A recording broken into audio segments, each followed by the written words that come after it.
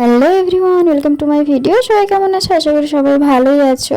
তো ওখানে পৌঁছানোর কিছুক্ষণ পরই দেখলাম বৃষ্টি শুরু হয়ে গিয়েছে, আর কি আর করা যাবে। তো সবাই রুম দেখতে গিয়েছিল। রুম দেখে এসে বললো যে 10টার আগে কোথাও রুম পাবে না। তো একটা রুম দিয়েছিল ব্যাগগুলো রাখতে, তো রুমে ব্যাগগুলো রেখে সবাই মিলে নদীতে স্নান করতে গিয়েছিলাম। ওখানে নদীটার নাম হলো নর্মদা নদী, নর্মদা মা বলে ওখানকার।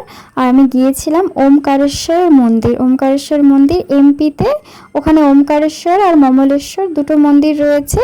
শুনেছি 12টি যে জ্যোতির্লিঙ্গ রয়েছে তার মধ্যে ওটাও একটি জ্যোতির্লিঙ্গ। সেই মন্দিরেই গিয়েছিলাম। তো আমরা স্নান করে নিয়েছি, সবার স্নান হয়ে গিয়েছে। আমি একটু নদীতে কিছুক্ষণ ছিলাম, বেশ ভালো লাগছিল।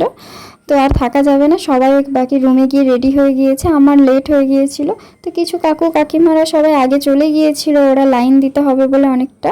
তারপরে আমি, মা আর আমাদের সাথে আরেকজন কাকু ছিল, আমরা তিনজনে একসাথে বেরিয়েছিলাম। যেহেতু বৃষ্টি হয়েছিল তাই চারিদিকটা কেমন প্যাচপ্যাচে হয়ে আছে, কি আর করা যাবে। দর্শনে এসেছি, মন্দির তো দর্শন করতে হবে, তাই বেরিয়ে পড়েছি। কিন্তু আজও যাচ্ছি আর কালও যাচ্ছি, রাস্তা যেন আর শেষ হচ্ছে না। প্রথমে পৌঁছালাম এই মন্দিরটার কাছে, কিন্তু বললো যে এখন এটা দেখতে হবে না, চল আগে সেদিকটা ঘুরে আসি, কারণ মন্দিরের টাইম আছে, একটা বন্ধ হয়ে যাবে। আর এই দেখো ওপর থেকে নিচের ভিউটা কি দারুণ দেখতে লাগছিল। আর যে দূরে মন্দিরের চূড়াটা দেখা যাচ্ছে ওটাই হলো ওমকারেশ্বর মন্দির। অনেকটা দূর, এখনো অনেকটা হাঁটতে হবে। যেহেতু ফার্স্ট টাইম এসেছি তাই জানি না এখনো কতটা যেতে হবে। তো তিনজনে মিলে গল্প করতে করতেই যাচ্ছিলাম।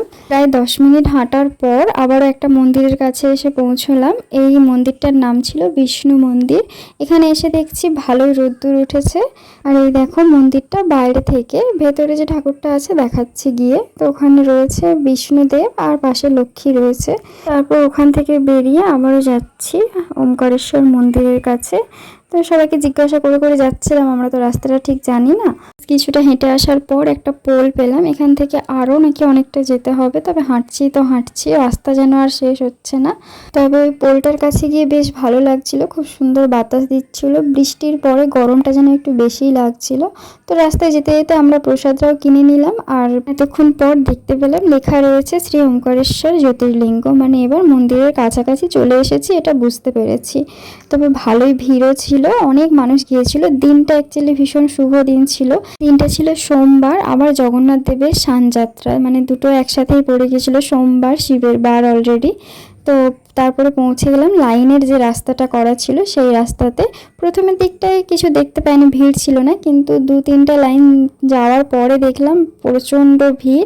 সেটা দেখতে পাচ্ছ, এত ভিড়, ভিড়ের চাপে 3টে করে লাইন যাচ্ছিল। যেখানে একটা করে যায় সেখানে 3টে করে লাইন যাচ্ছিল। আর এখানে লাইভ দেখানো হচ্ছিল, তার মধ্যে সবাই বাবার নাম করতে করতেই যাচ্ছে। আর যত উপরের দিকে যাচ্ছি নিচের ভিউটা দারুণ দেখতে লাগছে। তবে প্রায় 2 ঘন্টা লাইন দেওয়ার পর আমার অবস্থা ভীষণ গরম, তার উপরে বৃষ্টির জন্য আরও বেশি গরম লাগছিল। তো ভেতরে এরকম ছোট ছোট অনেক মন্দির রয়েছে, এটা শনিদেব। আর এই দেখো এদিকে ছোট মন্দির, এরকম ছোট ছোট অনেক ঠাকুর রয়েছে ভেতরে। তবে ঠিকঠাক তো জানতাম না তখন, তো একটু এগোলেই মনে হচ্ছে বুঝি চলে এলাম, কিন্তু সে রাস্তা যেন আর শেষ হচ্ছে না। তো শেষমেশ পৌঁছেছি ভেতরে একদম। তবে একদম ভেতরটাতে গিয়ে ভিডিও আর করতে পারিনি, প্রচণ্ড ভিড়, ঠেলা ঠেলি হচ্ছে, তাই ভিডিও আর করা সম্ভব হয়নি।